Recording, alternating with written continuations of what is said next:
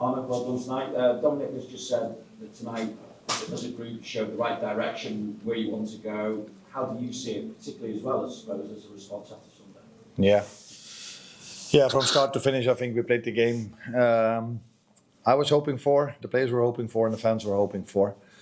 Not only we played from start to finish the perfect game, our fans as well, because from the start they were not accepting what we thought would happen, and what happened was that they would try to create a situation where the energy would run out of the stadium by making sure there was not much playing time. But our fans reacted great to that, and our players kept on going. So great dynamic between fans and players, and almost the perfect game from us, but also but definitely from our fans.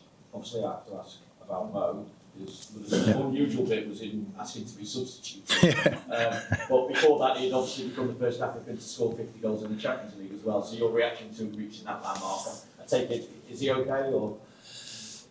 Nah, first of all, it says a lot about him that after you miss a penalty just before half time, that can sometimes be hard for an individual or for a team. So compliment to the team for how we came out in the second half, because we've had a lot of setbacks this season. We've had a lot of first halves or second half where we created chance after chance after chance without doing justice to how we performed, so not scoring.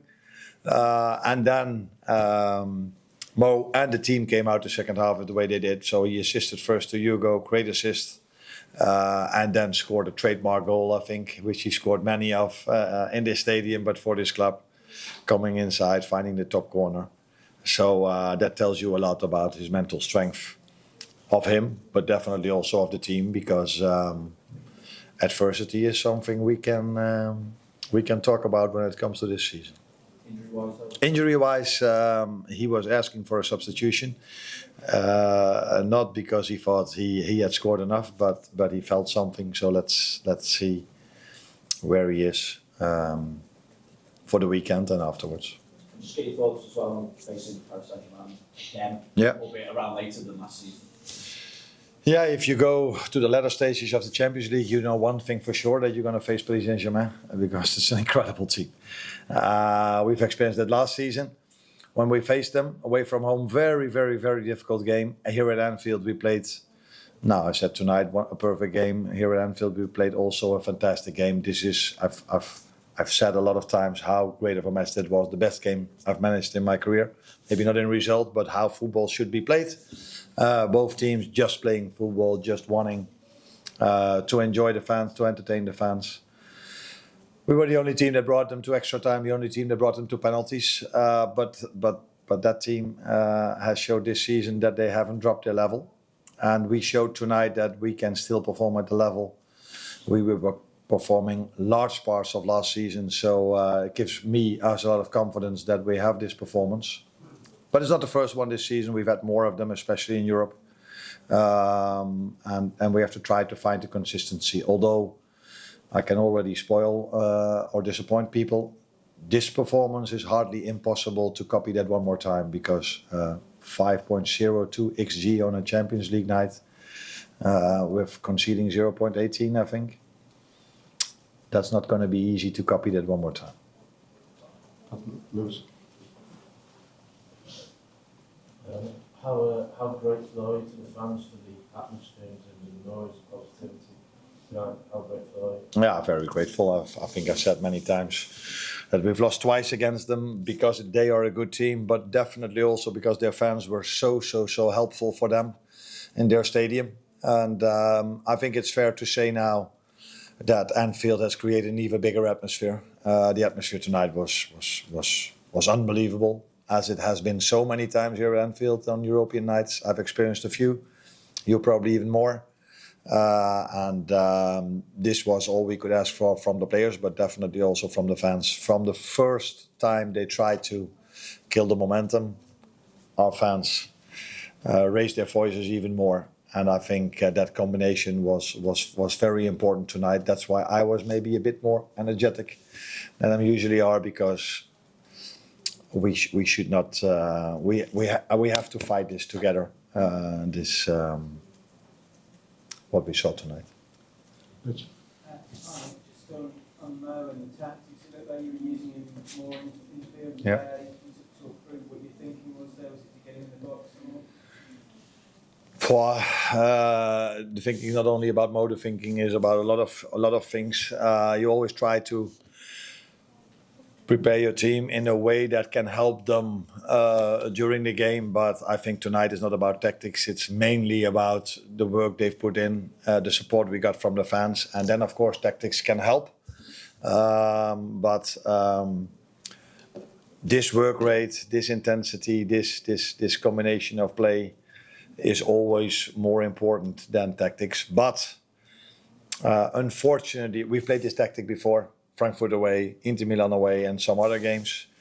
But usually this season, then we got a player injured. We couldn't do it again because then we miss out on a certain type in a certain position.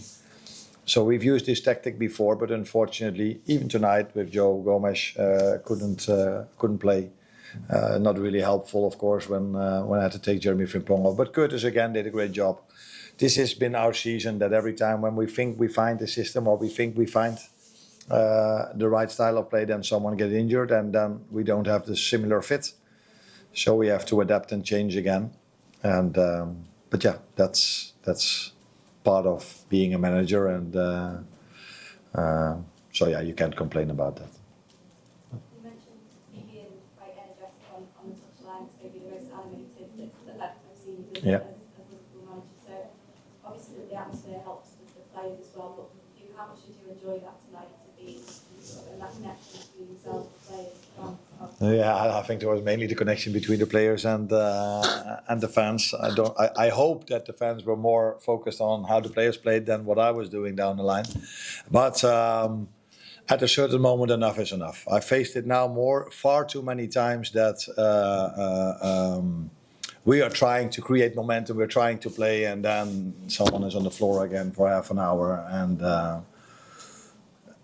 enough is enough. So I thought I had to do something about it. I've tried it many times to go to the fourth official, to influence, to say, are you aware, are you aware, are you aware? Now, never ever this season we got the extra time that we deserved. So that's why I said what I said to the fans before the game. We have to create something to fight this together, because this is not... this is very difficult, because it's not a tactic I can do something against, except for running around like a lunatic down the line, maybe. So maybe we have to do this more often. But I hope it gets noticed more and more by the people who have to do something about it. Apologies. Are you okay? Just pass the mic to the... I want to ask Oh, sorry.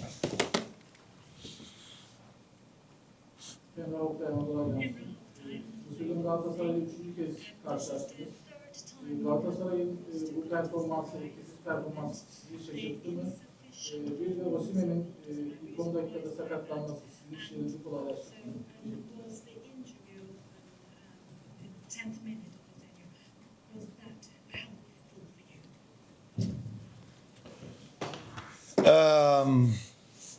Yes, I think it was helpful, because Osimhen is an unbelievable player for them.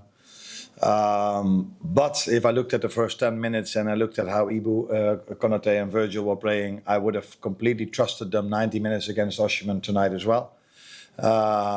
Because we were at it, the rest of the team made sure he wasn't even... they couldn't play balls towards him. But he has shown in his career so many times that he can score from out of nowhere. So yeah, it's never nice to see a player being injured, but he has a big influence on Galatasaray's performances. Yeah, I think it was a different performance from us than the two times we played them in their stadium. But that's also because of it's helpful to have your own fans, and it's also helpful to get the lead instead of conceding in both games quite early when we played away from home. If we can get the mic across, we can do one at the back and then James, last one at the front.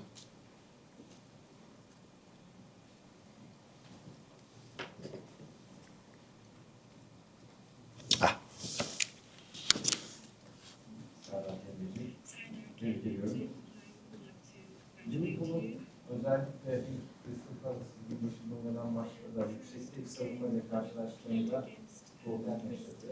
Ama 3. bölgeye yerleşik rakiplerin savunma çizgisine 15-20 metreye çizdirdiği zaman çok etkili bir gol izliyoruz.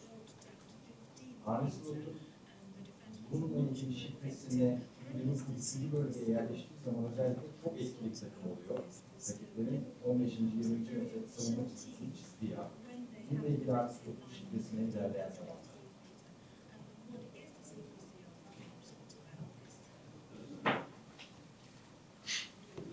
Either you know more about tactics than I do, or I don't understand your question. So I actually have no clue what you're asking. What do you have clue? No, I think this is where the defensive line was. But Where our defensive line was?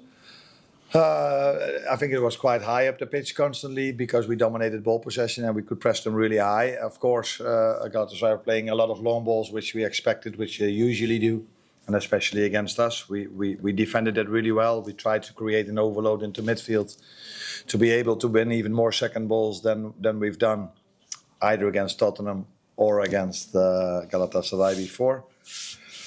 I don't think we were effective. I think if there's one thing the same as all the games we've played before is that, again, we underperformed in terms of XG. That's hardly impossible if you score 4, but it's possible for us because we created 5.2 or 5.02.